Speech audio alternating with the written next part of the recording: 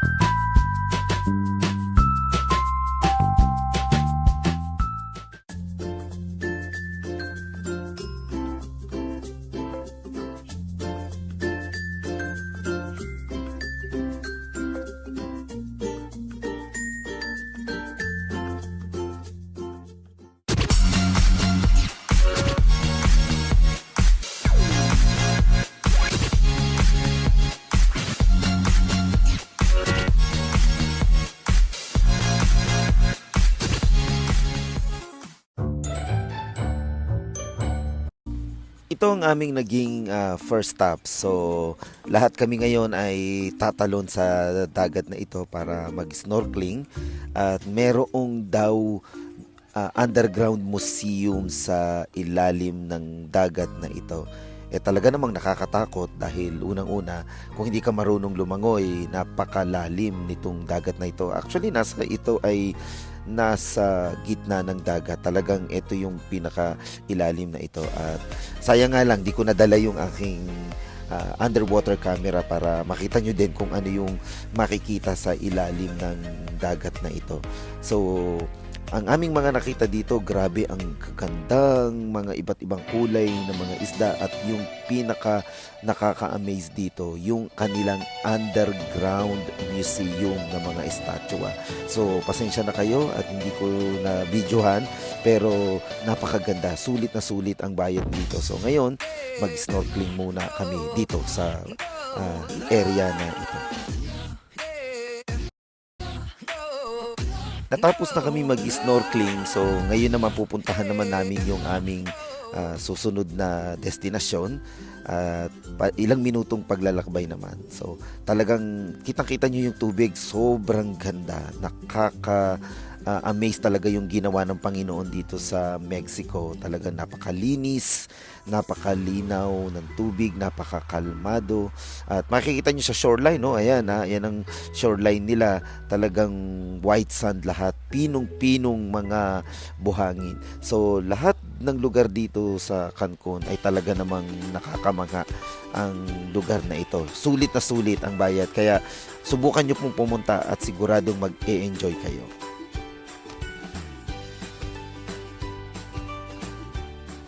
Hello, narito na po kami sa Isla Mujeres. So kararating lang. So mag-e-enjoy tayo ng isang oras, di ba? So alauna 50 en punto aquí es Isla Mujeres. I want to swim. I want to swim. May Kenny Manny Pacquiao. Ito na, ang unang naming naging destinasyon dito sa Isla Mujeres ay puntahan muna namin yung souvenir shop. So yan ang kanilang souvenir shop. So lahat ng mga souvenir items na gusto nyong bilhin dito makikita. Kaya lang, syempre, tourist spot ito. Kaya yung presyo nila medyo may kamahalan. Pero maganda rito, ang dami mong pagpipilian. Lahat ng mga gusto mong pagbigyan ay pwede mong makita dito sa lugar na ito. Ayan. Ito yata yung kanilang, actually hindi ko alam kung ano tong mga colorful na ito. Ayan, may mga vase sila, mga baso na talagang ang gaganda. ang gaganda, pati presyo magaganda. Dahil kapag ka turista ka, magugulat ka dahil mahal nila. Yan ang mga, ano ba tawag nila? Yan ang kanilang tequila. Kasi ang tequila dito sa Mexico ay napakapangkaraniwan na inumin, na halos lahat ng mga tao dito ay umiinom ng tequila. So, yan ang kanilang trademark na sombrero na iba't ibang mga kulay. Medyo may kamahalan kaya tingin-tingin lang muna tayo. So ano pang makikita natin dito? Yan, dahil ang mga Meksikano mahilig sila sa maanghang. Ayan, spices na yan. Ito pa yan, mga tequila yata ito. So medyo may kamahalan nga lang ang presyo. Pero kung gusto mo mag-spend ng kaunting pera para meron kang pasalubong sa mga pagbibigyan mo, pwede na rin. So mga souvenir items, ayan, ang gaganda, mga baso, kung mayroong mga nagko-collect ng baso, ayan, talagang makukulay at magaganda. So, kilala din ang Mexico sa kanilang napakayaman na kultura at napakakulay na kultura. So, makita nyo dyan sa kanilang mga souvenir items, mga iba't ibang mga kulay na mga bag. Ito naman yung kanilang pinaka downtown sa Isla Mujeres na po pwede pang makabili ng napakaraming souvenir items. Narito na kami sa palengke ng ano ba to? Palengke ng Isla Mujeres. Tingnan natin kung makakuha tayo ng murang deal dito.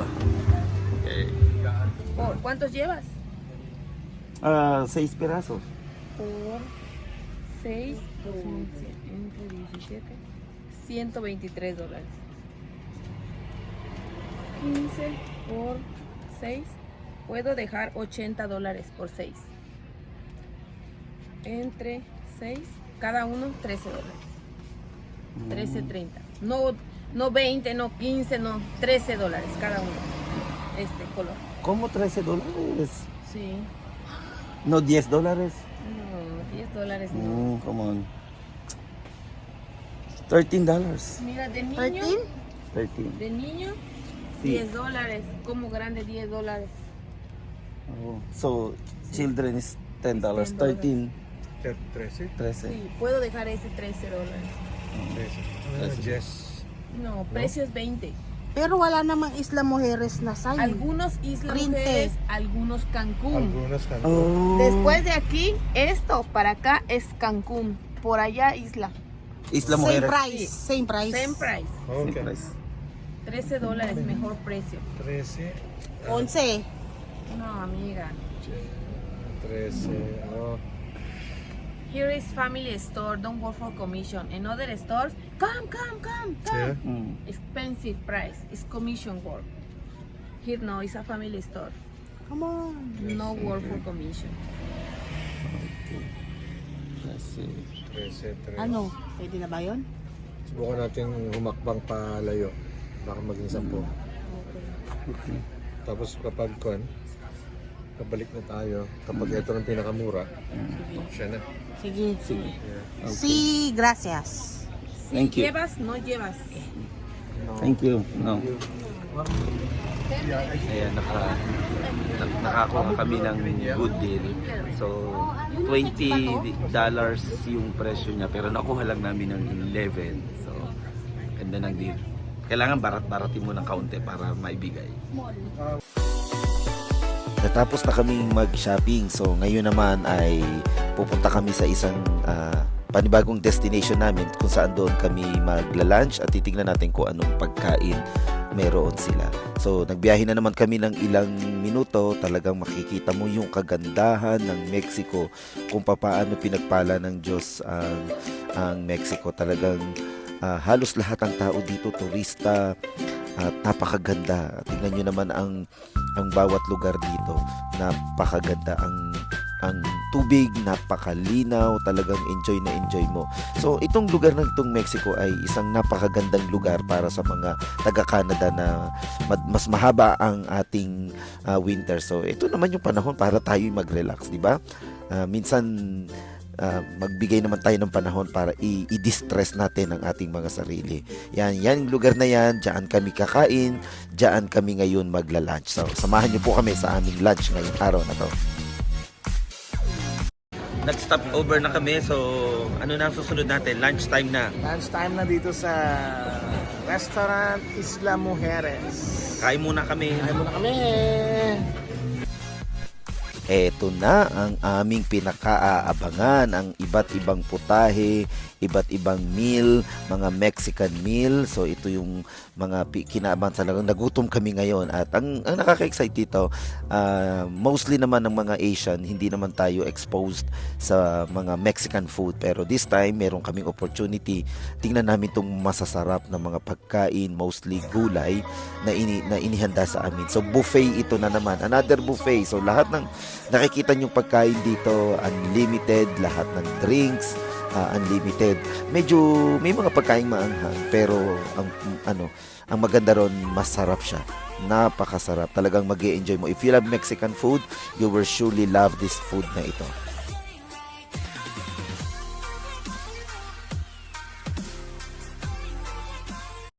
So ito na yung aming last activity dito sa Isla Mujeres. So Jaira, anong gagawin natin ngayon? Magtutour. So gamit natin ang mga golf cart na ito. Yan. So tingnan natin ha kung kakasya tayo lahat dito. Yan. Yan ang ida-drive namin ngayon, yung golf cart na yan. So, last activity na sa Isla Mujeres.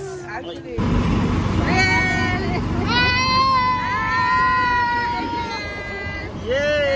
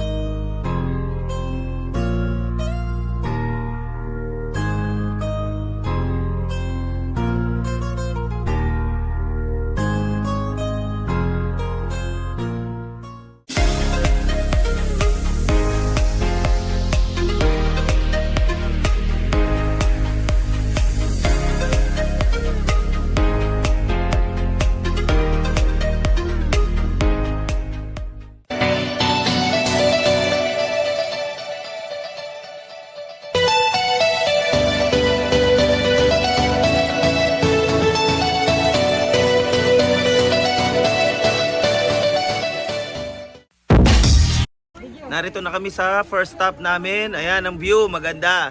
Oh, say hi muna. Hi! Hola, senyore. Signore Ikare-kare. Kare-kare. Munggo ang amoy ng inulam namin. Amoy munggo lang. Okay, welcome to Punta Sur. At ito yung ating last stop na, no? Last stop na dito sa Isla Mujeres.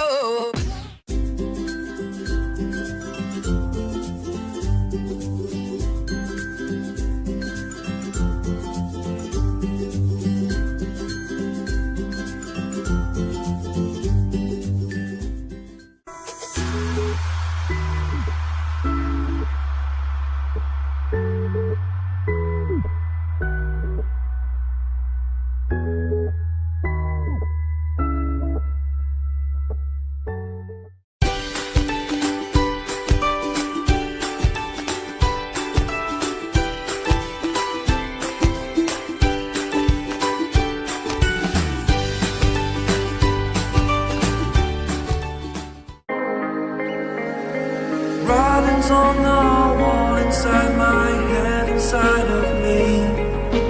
Holding all these thoughts beneath my skin. Can you believe in all?